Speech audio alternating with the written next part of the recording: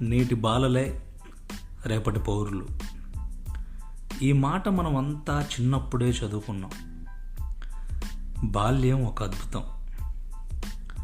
మన బాల్యం ఎంత గొప్పదంటే, ఆశ ఉంటుంది కానీ ఆలోచనలు ఉండవు, కలలుంటాయి కానీ కుట్రలుండవు. చిన్నప్పుడు పగలంతా ఆడుకొని రాత్రికి సోయి లేకుండా పడుకుంటాం. నువ్వు తెలియక ఏ తప్పు చేసినా కొంచెం భయపెట్టి ఏదో తెలియక చేశాడు అని వదిలేస్తారు.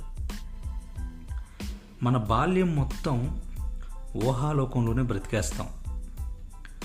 కథలు చెప్పాలే కానీ ప్రతిరోజు వింటూనే ఉంటాం.